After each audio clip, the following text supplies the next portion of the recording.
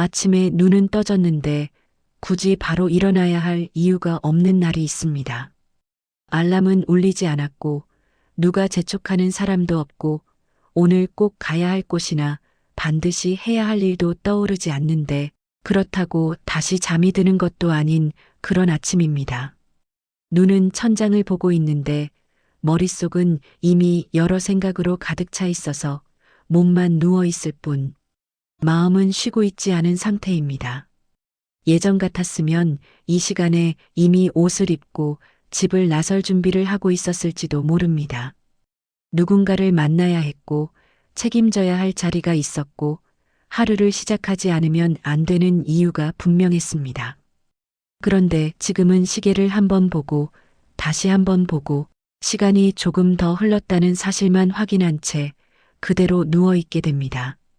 서두르지 않아도 된다는 사실이 오히려 마음을 더 무겁게 만드는 순간입니다. 결국 일어나 부엌으로 향합니다. 냉장고 문을 열고 전날 먹다 남은 반찬을 꺼내고 밥을 데우면서도 손은 자동으로 움직일 뿐 마음은 그 자리에 있지 않습니다. TV를 켜두긴 하지만 무슨 프로그램이 나오는지 어떤 이야기를 하고 있는지는 잘 들어오지 않습니다. 소리는 흘러가고 있는데 내 하루도 이렇게 그냥 흘러가 버리는 건 아닐까 하는 생각이 문득 스칩니다. 밥을 다 먹고 나서도 마찬가지입니다. 설거지를 마치고 나면 하루가 본격적으로 시작돼야 할 것 같은데 막상 무엇을 해야 할지는 떠오르지 않습니다.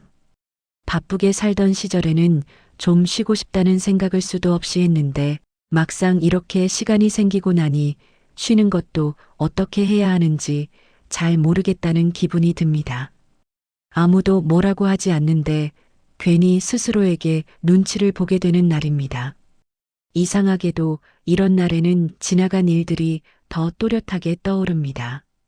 이미 끝났다는 걸 알고 있는 일들, 다시 돌아갈 수 없다는 것도 알고 있는 선택들, 그때는 그럴 수밖에 없었다고 스스로 수없이 설명해왔던 기억들이 벼랑간 마음 한가운데로 올라옵니다. 특별히 무슨 계기가 있었던 것도 아닌데 갑자기 그 사람의 얼굴이 떠오르고 그때 하지 못했던 말 한마디가 생각나고 다른 선택을 했다면 어땠을까 하는 질문이 조용히 고개를 듭니다. 머리로는 압니다. 그 일은 이미 끝났고 그 사람과의 관계도 그 시절의 상황도 지금과는 전혀 다르다는 거요. 지금 와서 아무리 곱씹어봐도 현실이 바뀌지는 않는다는 것도 잘 알고 있습니다. 그런데도 마음은 그 장면 앞에서 쉽게 떠나지 못합니다. 이미 다음 페이지로 넘어가 버린 삶과 달리 마음은 아직 그 페이지를 덮지 못한 채 거기에 머물러 있는 것처럼 느껴집니다. 사람은 떠났고 일은 정리됐고 상황도 완전히 달라졌는데 이상하게 마음만은 아직 그때를 살고 있는 듯합니다.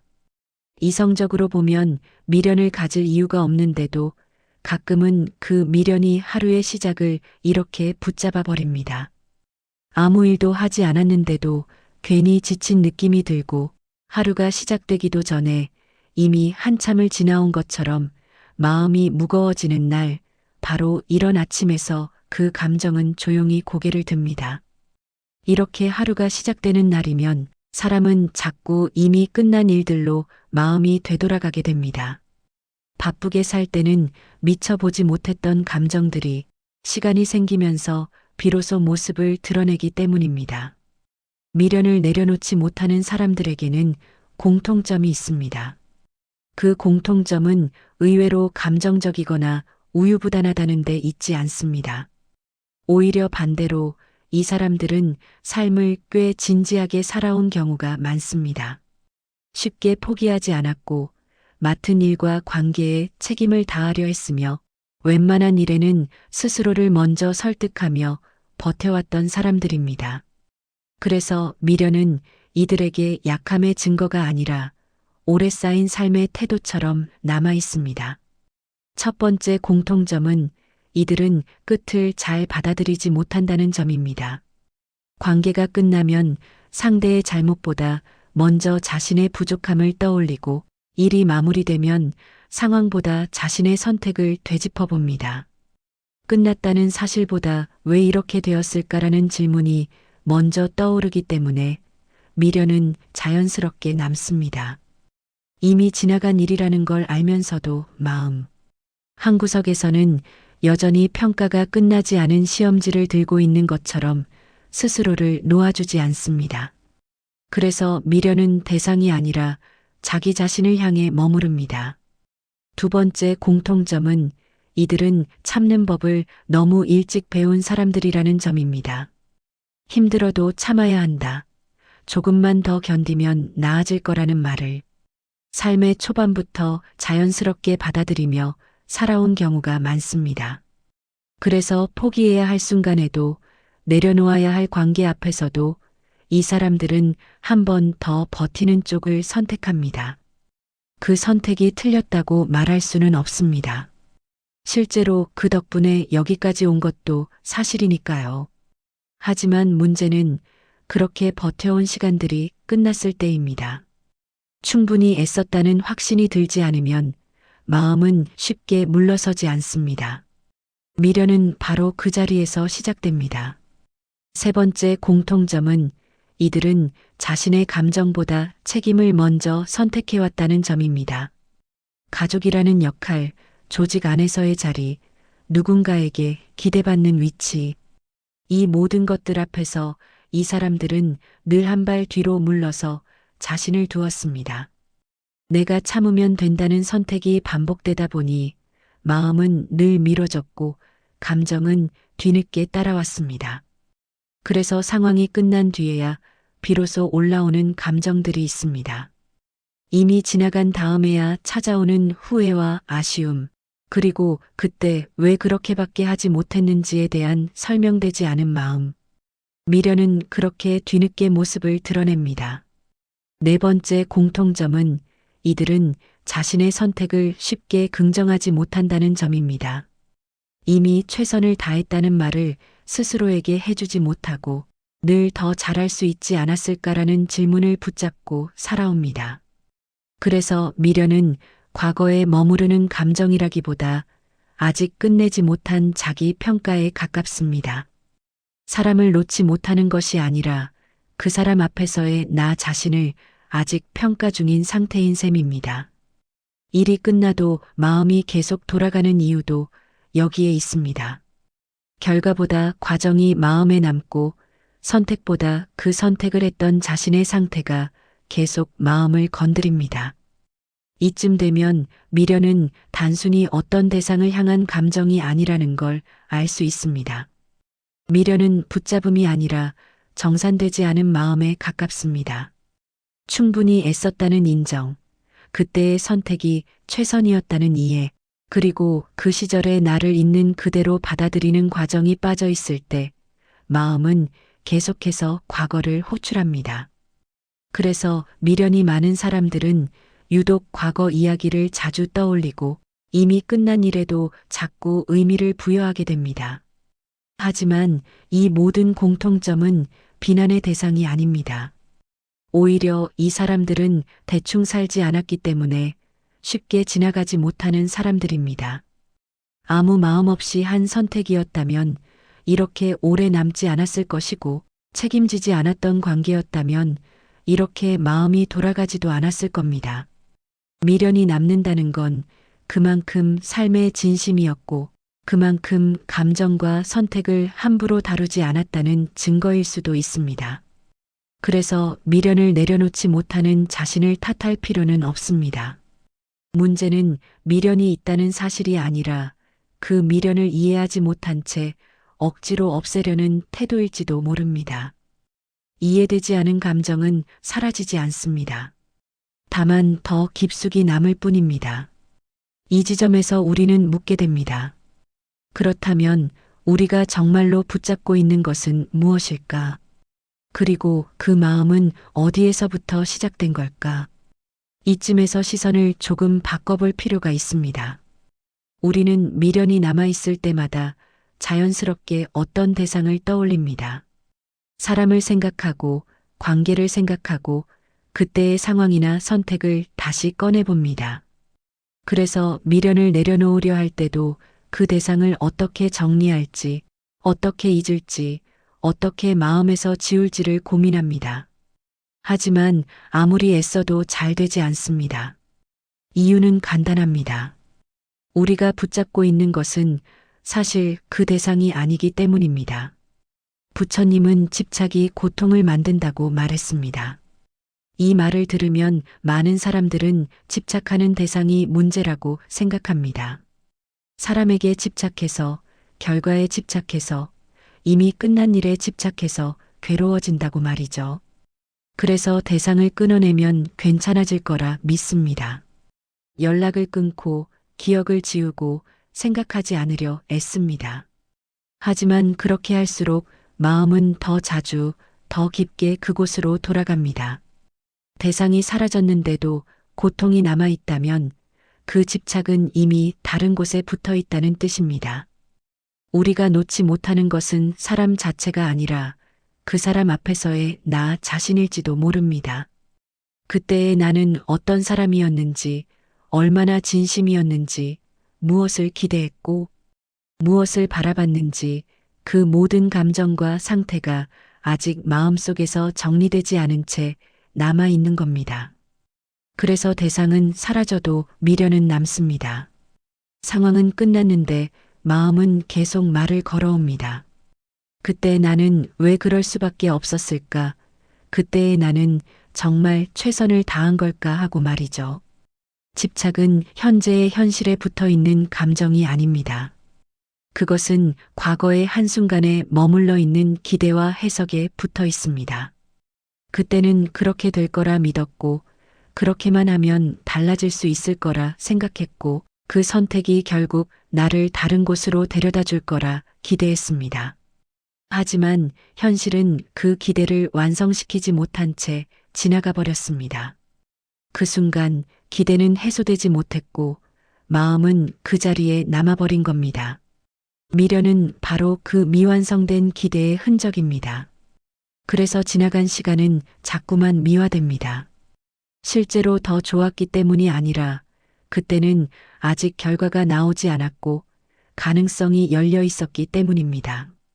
사람은 결과보다 가능성에 더 오래 마음을 둡니다. 끝나버린 현실보다 끝나기 전의 가능성이 훨씬 더 많은 감정을 품고 있기 때문입니다. 우리는 그 가능성을 잃은 것이 아니라 그 가능성을 품고 있던 나 자신을 떠나보내지 못하고 있는지도 모릅니다. 부처님이 말한 집착은 무엇을 붙잡고 있느냐보다 왜 놓지 못하느냐를 보라는 뜻에 가깝습니다. 집착을 없애려 하기 전에 그 집착이 어떤 마음에서 시작되었는지를 먼저 들여다보라는 이야기입니다. 그 마음에는 후회가 있을 수도 있고, 억울함이 있을 수도 있고, 충분히 인정받지 못했다는 감정이 있을 수도 있습니다. 혹은 그저 그때만큼은 진심이었고 그 진심이 아무런 결론 없이 남아버렸다는 허전함일 수도 있습니다. 이해되지 않은 감정은 계속해서 모습을 바꿔가며 돌아옵니다. 대상은 달라질 수 있지만 마음의 패턴은 반복됩니다. 한 사람에게 남았던 미련이 또 다른 관계에서 비슷한 형태로 나타나고 한 번의 선택에서 생긴 집착이 다른 상황에서도 같은 질문을 던지게 만듭니다. 그래서 중요한 것은 대상을 정리하는 것이 아니라 그 마음의 구조를 이해하는 일입니다. 내가 무엇을 기대했고 무엇이 충족되지 않았으며 어떤 감정이 아직 말을 걸고 있는지를 알아차리는 과정 말입니다. 집착은 사라져야 할 감정이 아니라 이해되어야 할 신호입니다. 그 신호를 무시하거나 억누르면 마음은 더 큰 소리로 말을 걸어옵니다. 하지만 그 신호를 있는 그대로 바라보면 집착은 더 이상 버텨야 할 대상이 아니라 지나온 시간을 설명해주는 하나의 언어가 됩니다. 그리고 그 언어를 이해하는 순간 마음은 조금씩 현재로 돌아올 준비를 합니다. 이 지점에서부터 이야기는 달라집니다. 미련은 더 이상 없애야 할 적이 아니라 지금의 나를 여기까지 데려온 흔적이 됩니다. 그리고 바로 이 이해가 다음 단계로 나아가기 위한 전환점이 됩니다. 우리가 정말로 내려놓게 되는 순간은 결심했을 때가 아니라 이해했을 때라는 사실을 이쯤에서야 비로소 알게 됩니다. 미련을 내려놓으라는 말은 사실 누군가에게는 너무 차갑게 들립니다. 이미 충분히 애썼고, 이미 많이 버텼고, 이미 마음이 다해버린 상태에서 이제 그만 나라라는 말은 또 하나의 부담이 되기 쉽습니다. 그래서 우리는 내려놓지 못하는 자신을 다시 한번 탓하게 됩니다. 왜 아직도 이 마음에서 빠져나오지 못하는지, 왜 이렇게 오래 붙잡고 있는지, 왜 나는 아직 이 정도밖에 안 되는지 말입니다. 하지만 내려놓지 못하고 있는 지금의 모습이 꼭 잘못된 것은 아닙니다. 그건 당신이 약해서가 아니라 그만큼 진심이었기 때문입니다. 쉽게 놓지 못했다는 건 대충 살지 않았다는 증거이기도 합니다. 마음을 깊게 썼고 관계를 가볍게 대하지 않았고 순간을 흘려보내지 않았다는 뜻일지도 모릅니다. 그러니 이 마음을 없애야 할 결함처럼 보지 않아도 됩니다. 오히려 지금의 마음은 그동안 당신이 얼마나 성실하게 살아왔는지를 보여주는 흔적일 수 있습니다. 부처님은 집착을 버리라고 말했지만 그 말의 핵심은 마음을 억지로 끊어내라는 뜻이 아니었습니다. 집착을 바라보는 시선을 바꾸라는 의미에 더 가깝습니다. 붙잡고 있는 자신을 미워하지 말고 그 마음이 왜 거기에 머물러 있는지를 조용히 알아차리라는 이야기였습니다. 마음은 밀어낸다고 움직이지 않습니다.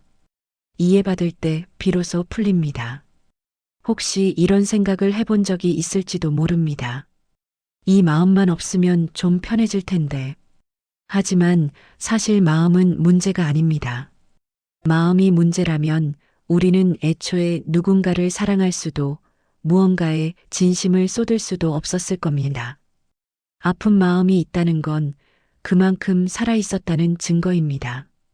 그리고 그 마음이 아직 남아있다는 건 회복 중이라는 신호이기도 합니다. 상처는 아무 일 없었던 것처럼 사라지지 않습니다. 다만 더 이상 아프지 않은 방식으로 자리를 옮길 뿐입니다.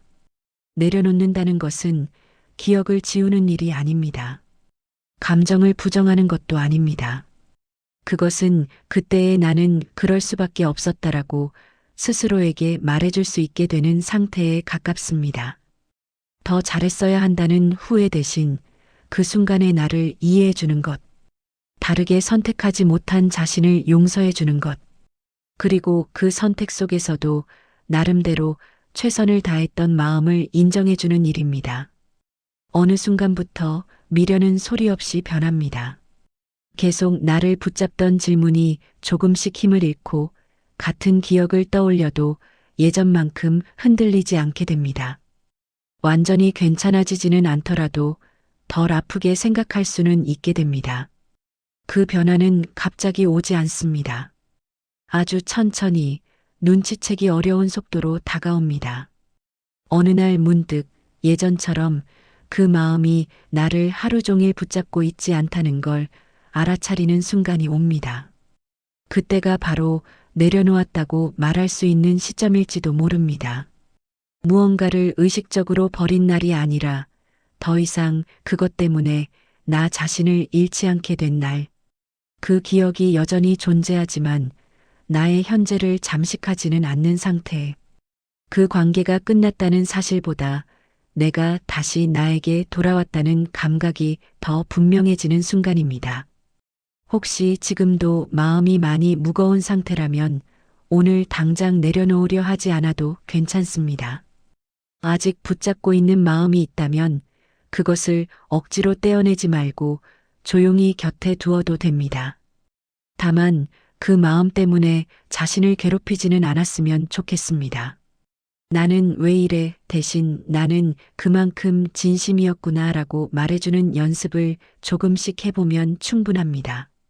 삶은 언제나 다음 장으로 넘어가지만 마음은 한 장씩 천천히 넘깁니다.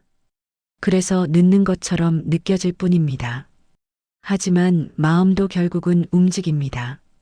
당신이 지금 이 자리에서 이렇게 생각하고 있다는 것 자체가 이미 이전과는 다른 단계에 와 있다는 증거입니다.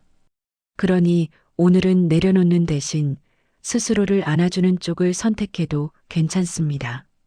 아직 남아있는 미련도 쉽게 잊지 못하는 마음도 지금의 당신을 설명하는 하나의 과정일 뿐입니다. 언젠가는 그 마음도 그랬었지 하고 말할 수 있는 기억으로 자리 잡을 겁니다. 그리고 그때 당신은 지금보다 훨씬 부드러운 얼굴로 오늘을 살아가고 있을 겁니다.